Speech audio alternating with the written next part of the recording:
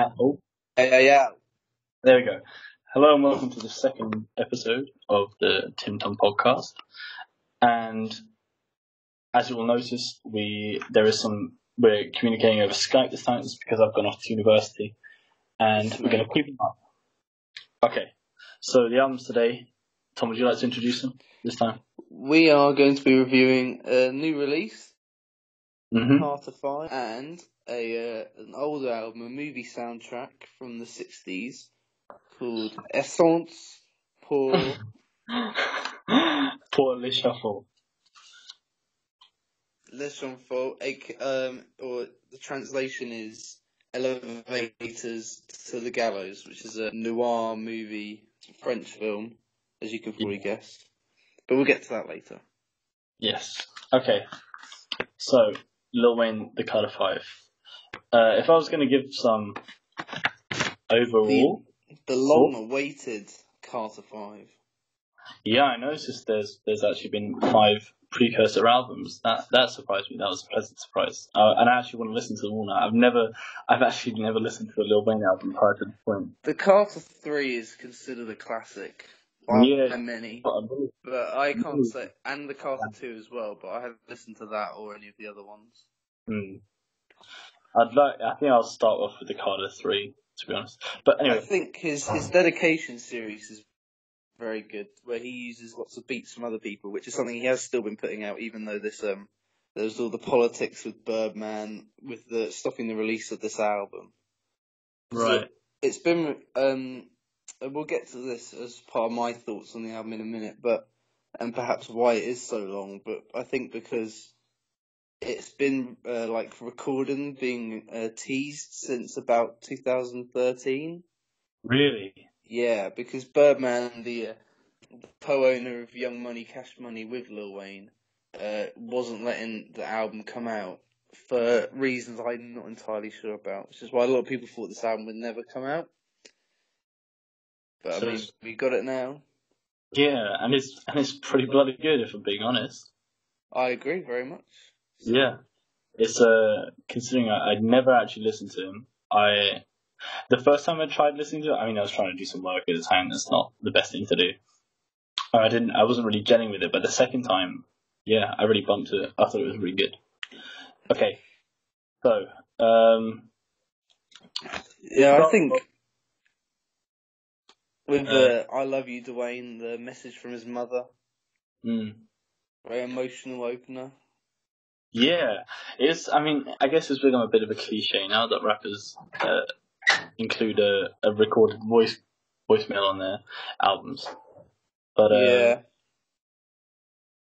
but I thought it was really good. There was obviously genuine emotion there from his mother. I thought it was a really nice opener. It sets the tone really well for the album, and linked incredibly well with the second track. After his mother was, of course, crying in the voicemail. Yeah. Featuring the late XXXTentacion. Yes, although I don't know. When I saw that X was in the song, I was sort of looking forward to it. I'm not the biggest fan of him, but I thought he'd be pretty funny at least. But I didn't get anything from the song. It was really it didn't do anything for me, if I'm being perfectly honest. Well, I thought it was kind of a bit of a look back at his life. You're looking at, obviously X's hook was quite good, I thought, but it was far from the best track out there. Yeah. On the album. But yeah, the fact that it linked quite well with the opener was pretty good, although it had nothing to do with the few tracks that followed, so I guess maybe starting that way wasn't the best idea from a flow perspective. Yeah, it would have worked better as more deeper in the album, not necessarily as a deeper cut, because I don't think it's got enough depth to be like a proper deep cut in it. But I think as the first real song of the album, I think it was poorly placed. Yeah, I think that actually the next track would have been a bit better placed, Dedicated. Yeah. Which had some 2 Chainz uncredited vocals on there. The Change the Culture, that bit was him. Hmm. And I thought, especially with his mixtape series, The Dedication, I thought this would have been a much more fitting first proper track for the album. Yeah, I agree. I think that's a better idea. But I guess it's his vision. It was a bit of a flex track, really. This one, wasn't it? Just yeah. I am. Was it on this track that he said that he repeats a bunch of times? I'm getting a triple extension on my afterlife, or is that on? No, that's on the Don't Cry one. Ah, my bad. He had triple X on it, didn't he? Right. Didn't know that. Huh. Okay, well, were there any real... Oh, sorry. Yeah, it's one thing that really stood out to me throughout the entire album was Lil Wayne's humor in it. I really liked it. It's so crude, and I thought it was pretty good. It's the thing. He's probably not the most skilled rapper out there, but I think people love him for his voice, and his sense of humor, and all his one-liners are what he's best known for. His punchlines. Yeah, I think it's on. I think it's on Hitters. I'm so lit. I wrote my will in hieroglyphics. And took his time. He rapped something with swallowing all my unborns. Yeah. Oh my god, it's so crude. It's great. I really like it. Okay, one of the Uproar was really good, but one of the bits that's really stuck with me was Dark Side of the Moon. Now the track wasn't the best, but Nicki Minaj's voice on it, I didn't even recognize it.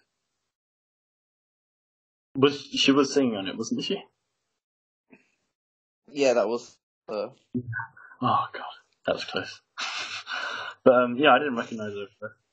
Well, I've listened to a few Nicki Minaj albums, so I've heard her when she's done her singing thing, but I thought they duetted quite well together, actually. Yeah, me too. And then obviously that was followed up by Mona Lisa, which is an absolute banger. I've got to be honest, I wasn't that big a fan of Mona Lisa. Oh, but Kenny's verse in it was really good. I mean, he had some funny lines, but I thought it was a bit over dramatic and not that much of a good listen. But then again, I mean, I'd say that at least this album, I don't know if it's the same for the rest of, or his style or the rest of the Carter albums. But it all seemed like a bit melodramatic and very, very heavily produced. It's not at all, underproduced. It's very packed and all in a good way. It's a proper full package. For me, this section of the album up until Mona Lisa track is the cleanest run of just great songs. Because like you said, Uproar, Let It Fly as well. That you loved, the one with Travis Scott. Oh, I wasn't crazy about that, if I'm being honest. Oh, really? Yeah, I just felt, I don't know, I just didn't think it was that good. But then after... See, they're playing the simp guy, that simp guy being Kendrick Lamar, which I guess was a funny story, but it didn't really do an awful lot for me. We then enter the section of love songs, which there was about 3 in a row, weren't there, I think? What About Me, which I thought was terrible, I can't lie. Oh, that's the thing. I really love the instrumental to What About Me. What really stood out to me... Oh, no, it was just Wayne singing. It was horrible. Yeah. I'll give you that. When I've written my notes as I was listening to it, I've just written instrumental. Nothing about his vocals on it. Yeah. But I hated the feature as well. It just sounded like a sort of a Tesco value Quavo for me. And so then there comes Dope Bros. Oh, that was fantastic. Yeah, I thought it was really good too. It was really I thought it was, really good instrumental again, and it was pre-played. What I liked. Dr. Dre sample. Which song was it? Explosive. That's what the do bit was from. yeah. That is a classic hip hop song. And so obviously throwing Snoop Dogg on there make even more sense, even though he wasn't actually on the explosive track. Yeah. Still, his association with Dr. Dre made that work for me, and his contribution was great. Or Wayne's verses. I agree. Yeah, I thought he had a great contribution, and it was nice. Yeah, I mean, Snoop Dogg's been putting out a bunch of solid performances. I mean, not that he's been. I don't know. Not on his own stuff. No, but I mean, his features have been good. I agree. Yes. Yeah. Yeah. And then comes Hitters, which I really like this song. Is I don't know, it's not exactly a beat switch, but I like how the intro then goes into the verse and that's the beat for the rest of the song. And then it's a really nice beat switch. It's got a great instrumental. It's pretty bumping, and it's got a ton of great lines. Like aforementioned, I'm so lit, I wrote my will in hieroglyphics, and a white man can't jump. It's cool. Yeah. Oh, that white man can't jump one was probably my favourite. Yeah, I think Open Safe. Hitters probably had the best one-liners. But then I couldn't stand that one. I didn't like it, except at the end. What one? Open Safe. That was one of the more dated sounding tracks because it had like a DJ Mustard was the producer and it sounded exactly like when he was on pretty much every hit in like 2014. That sound was everywhere, but now it just sounds dated. Like the DJ Mustard's fallen off really. Right. He's making trap beats and all this. That all just reminded me of that time, but not really in a good way. Yeah. Because none of those tracks, apart from probably Tinashe's 2-1, really go that well. And then after that song for me was probably the worst track from the album. I mean, the Mac Main hype man thing didn't really work for me, and Ashanti just sort of doing a vocal range. I mean, she was a good singer, and it was nice to hear her again, but the beat and everything just didn't really do anything for me, to be honest. It. Start this shit off right was it was one of the ones that really stood out to me. I guess I've circled it, so yeah, and I remember really liking it. It had really? The beat, it grew on me really quick, and it's this really like playful sort of bouncy. I don't know. I think bubblegum, but I don't think bubblegum's the right word. But it's this really playful beat, and it's got some really playful lines like working out like obliques, smarting my first kilo like a proud father, and I thought Ashanti she had some nice harmonies, and yeah, I thought her singing was really really good. I mean, and then Mammy trying to fuck me with her team. That's a team sport. That is one of the funniest lines I think I've heard. No, I mean that Demons was quite an interesting one. Yeah, I like Demons. I really like that. I think it worked with a deep cut. And sort of his substance abuse issues in the past through a woman as well was interesting on Demons. Right. And then obviously we have Mess, which was aptly named. You had this. Oh right. So you didn't think it was that good? No. Oh, here we go again. I'm contrasting here. I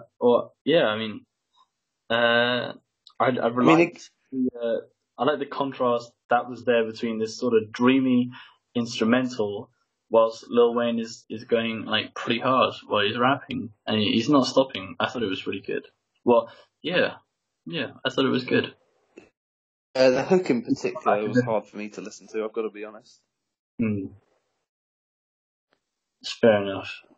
Dope New Gospel, I quite liked. It reminded me a bit of Ultralight Beam, but not quite as epic. Yeah, I'll give you that. I like the well, here's what I'd say. I think it should have been either a closer or closer to the end. I don't think Perfect Strangers. I think it should have been switched around, or just cut Perfect Strangers out. I didn't really like it, but Don't You No, me Gospel. neither. I thought that because with the Gospel again, like similarly with on Iridescence, like all the singing on San Marcos is Yeah. yeah, it's. I think all that when that's in an album, it works so well as a closer. Yeah, But I would agree with you, but I really like the closer actually. But we'll get to that in a second. yeah. Used to was definitely a standout for me. Wayne's rapping and stuff was insane. And we got to hear from Metro Boomin again for the first time this year, I think. He obviously had a great 2017, and some people said he's retired. I don't know if that's been confirmed, but it seemed like a bizarre decision to me. But anyway, it sounded a lot like that beats from that project he did with Offset and 21 Savage at the end of last year. Just sort of the eerie creepiness as Wayne did that bit. And that is especially the lines towards the end of the first verse about robbing that guy. That was a really hard verse. I would quote it, but I'm not an African American, so I can't. But anyway, yeah, I really like that one, and I love the closer as well. Actually, with the Sampler vocal sample, that was great. Yeah, I do like the closer. It's it was a nice surprise that the closer was actually good, rather than Iridescence. Oh man. Yeah, I think it works really well as a closer. It was a nice closer. It could work as a party track. Great production, and then I don't know about that. It had really that thing about his mum saying, because obviously he shot himself as a child. I didn't know that. Did you not listen to the things she said? No, I think he shot, and then he said that he did mean to do it. It wasn't an accident. He did try and kill himself when he was 12 years old. Jesus. And then obviously now he is hip hop legend. Carter V's out. And it is his own. And people are loving it. Including, I know I sound like I've shit on a lot of songs, but I do actually genuinely like this project quite a lot. I would, he threw a lot of variety in here. You had the love songs, you had the invective songs, you had the party songs, you had just the funny one-line songs. Which made it a bearable listen. Like you could listen to it all in one go. Yeah. It's not like Scorpion, which I find very hard to listen to all in one go, even though that's a similar length. Yeah, it's I think it's probably a bit too long, but it's as you said, it's not going to be unbearable. But it's not like it's not like it definitely. I'd agree that it is too long, but I think there's a definite reason for that. In that this is 6 years of material. I mean, he has been putting out a few mixtapes, but that's not really an album. The same stuff. Yeah, so he's obviously with all this stuff, he's been trying to get this out, and finally has. So that's my excuse of why it is so long. But I still think, as the album experience, it could definitely be shorter. Right. Not that not to discredit it in any way, because there's a lot of great songs on here. Yeah. Especially the first 7. Yeah. I really love the closing line on it. I'm not this bitch, it all worked out. I thought that was really cool. Yes. Drops mic. Yeah. It's great. Absolutely great. Okay. I'd say that there are some themes of maturity in it.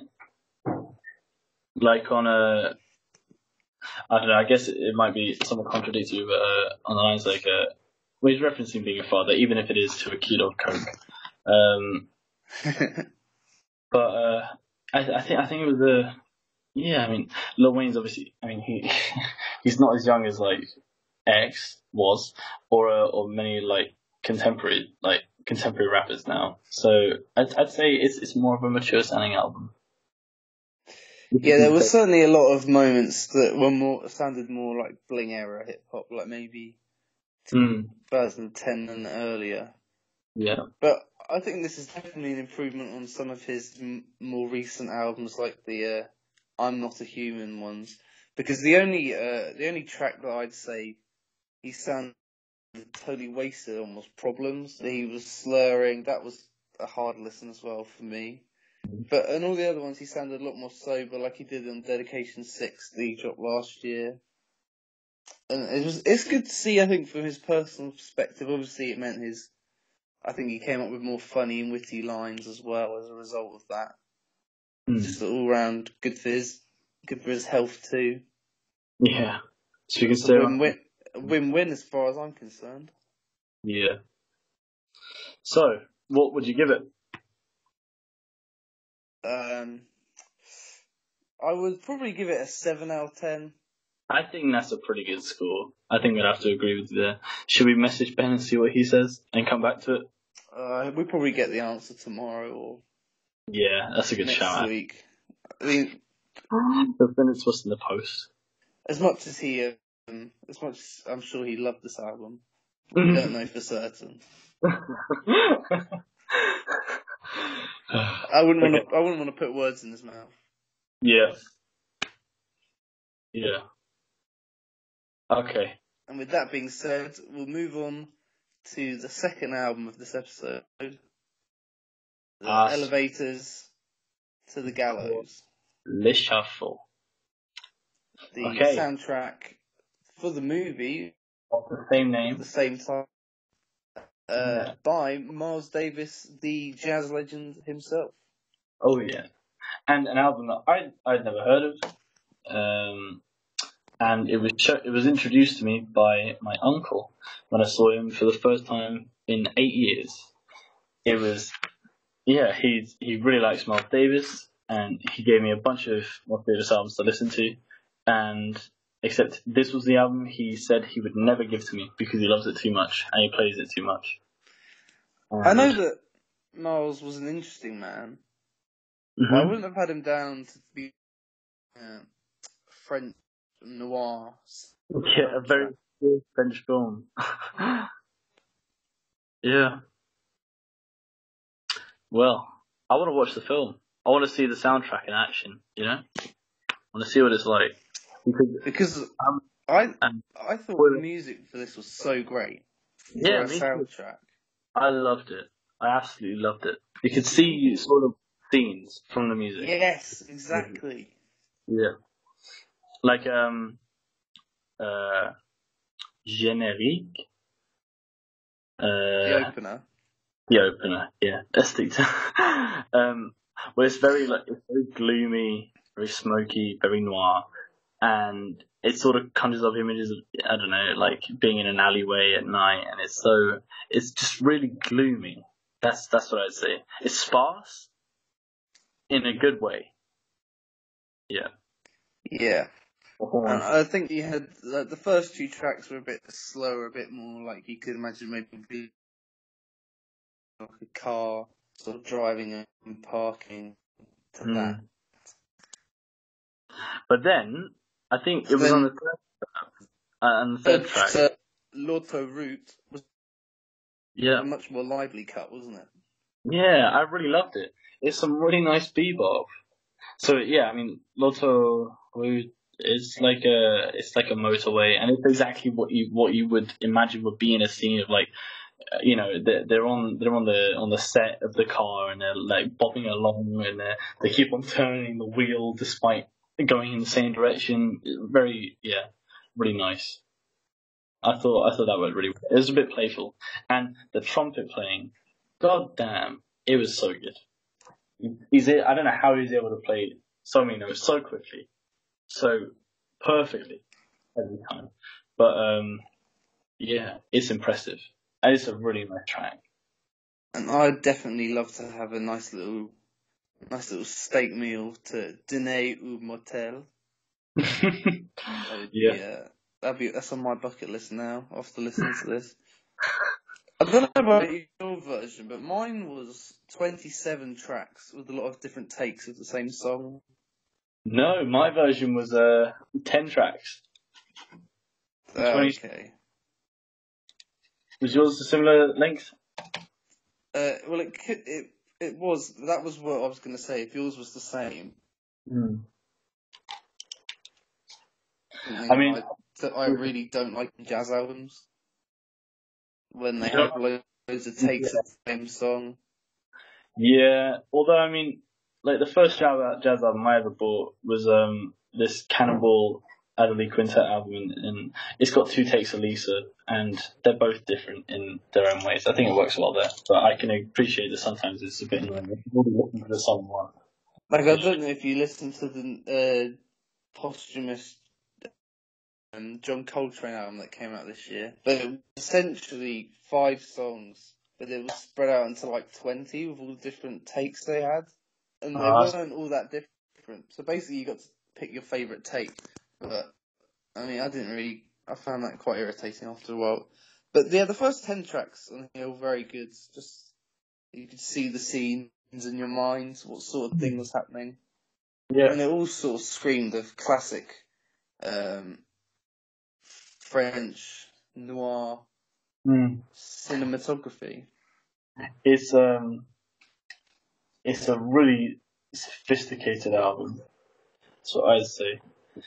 It's definitely going to be an acquired taste. Not everyone's going to like this, but if you like jazz and you like old cinema, you like noir, like you're going to like this. There's some really, I think it was track 8 on mine. There was a lot of really good bass.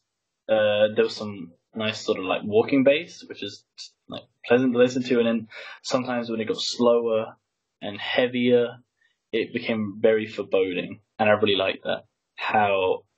Just how this album's able to conjure up images like that. I think and that has to be a great soundtrack when you can see the film in your head just from listening to it, you know?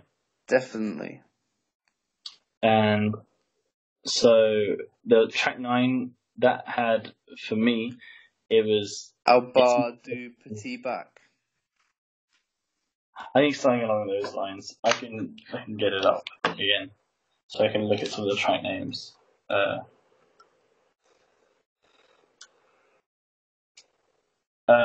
It felt like. Was it, would you like to have a drink to that song? Yes. It was really. It felt like it was everything coming together. You know, you had the really nice bass, really great trumpet, with some added complementary sax work, which again they were both so good. It's a really well put together album. I'll admit that the sort of beboppy travel music does play again, and it doesn't really sound that different the second time than it did too different from the first time. But it was nice anyway. I'm not going to complain about having to listen to nice music. But No. actually the same songs, although they do sound very similar. But this one sounded like more lighthearted, and it's just cool, very cool. And 10, the final track, closer, which I can try and pronounce now. The closer was Chez the photographe du motel. I thought it was a very nice closer, a very nice combination of everything, and it's a very moody and sophisticated album. If you look at the comments on YouTube, it's mostly people saying things like, it's like a dry martini. Oh. Yeah. And, I suppose I get those vibes. Yeah, definitely. Someone said Ian Strange said amazingly atmospheric, and I couldn't agree more. It's an incredibly atmospheric album. It's an amazing soundtrack. it's inspired me to watch the film, and I am gonna give it a 9. I think. Well, I was gonna go for 8 myself. Yeah, I think 8 to 9. That's sort I of ballpark. think it's a good soundtrack, but it's not my favourite jazz soundtrack. That would have to be the Pink Panther. I still think, like it or not, that cannot be beaten. I don't think. Although It's just a great jazz piece. It's not very long. There's lots of stuff going on. It travels around. Yeah. Okay. I think I'll agree with you there. I revised my score 8. Yeah, I think eight's very fair. But Because, like you say, it was 10 tracks. Well, your version was.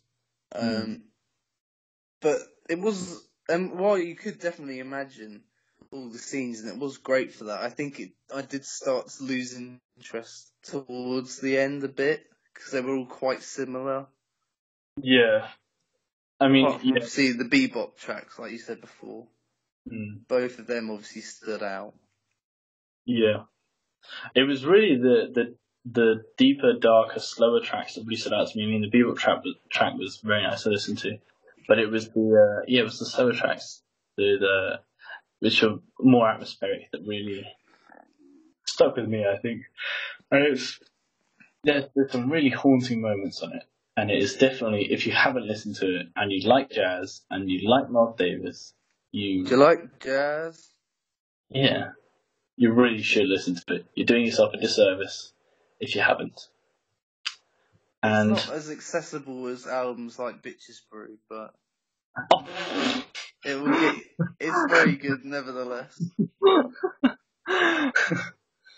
Oh my god. Okay. So do you want to talk about the Bad Bad Not Good Dragon We're going to round it off tonight, guys, with a little single review, a track review. Yes. All the Anthony Fantano fans out there. Tired, the Bad Bad Not Good and Tried.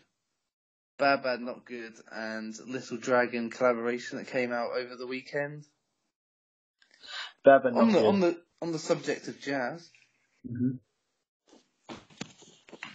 Yeah, this track, sorry. A jazz track. Or by a band that usually makes jazz. What? Well, they usually make jazz, do they not? Bad Bad Not Good? Yeah. Yeah, they're a jazz outfit. Exactly. Okay. What were your opinion? I love the track. I've listened to it like a fair few times now, and it's good every time I listen to it. It's a solid track. The singing's great. The sax is great. The drums, my god. Oh yeah, the drums are. It's one of Bad Bad Not Good's real strong suits, I'd say, because I mean they're very heavily influenced by hip hop. And it really comes out whenever the drums are on play. I mean, it's most prevalent on 3, but yeah, I'd say it's prevalent here too. I mean, it's always you can notice it. The drums always sound great. These really good driving beats that you can just you want to drum to them, you know? Definitely. I'm not the biggest Little Dragon fan, but I really liked what she did on this track. It was quite a similar performance to what she did on that song she did with Kate Janada on his album. Right. I don't know if you've heard that, but 2 years ago, wasn't it? Yes. Yeah. That's a very good album itself, all by another Canadian artist, of course. That was Lavender, wasn't it? The track. No, I'm trying to find the name now. Oh, and Collaborator as well. They've worked together a few times. Bullets, it was called. Ah, my bad. That was one with Snoop Dogg, Lavender. That was Bad Bad Not Good, and Kate Tronada. Yeah, okay, my bad. I got confused. The Kate Tronada still works. He's a busy man. He's everywhere. He's Yeah, this is a really nice single to listen to. It's so smooth. It's like some of the later tracks on 4. They get guest singers to feature on it, and Yep. they just play some great instrumental, and you have a great singer sing over it. It's a callback to the older days of jazz, and with this nice modern Bad Bad Not Good twist on it, with their own unique playing style, and it's a great track. Yeah, I think a lot of people do tend to shit on modern jazz, but I don't think a lot of people would also consider Bad Bad Not Good modern jazz because of all the instruments they do for hip hop. But I think if you boil them down, they're definitely 100% a jazz band, and I like a lot of the stuff that they've done, including this track. And I'm hoping there's more coming down the pipeline in the future. 3 and 4 are 2 of my favorite albums. I've listened to them, just too many times. I don't think I can listen to them too many times, actually. I've listened to them a lot, and they never get old. And the band, I agree. I hope there's more stuff coming down. Bring out some more stuff. Bad, Bad, Not Good. We love you. Okay. Yes, please. And keep working with Kate Trinada. And Little Dragon. They haven't done a bad collab yet. And Little Dragon's contribution here worked really well. I thought it all complemented very nicely. So, I think I'm underrating Little Dragon's contribution here a bit. Very lovely vocals. Yes. So that's going to round us off for this episode. It's been quite substantially longer than the last one, but we hope you will like it. Okay. Maybe we'll keep our eyes out for what drops tomorrow and in the coming future. I've been Tom. We might do some more of these reviews of classic albums as well, which are a bit older. Because I don't know off the top of my head what's coming out tomorrow, and I don't think there's anything that. No, I can say. Good. I like the idea of finding some more older, more obscure albums, especially from well-known artists like this again. Okay. So, we will see you next week. This has been the TimTom Podcast. Bye. Bye.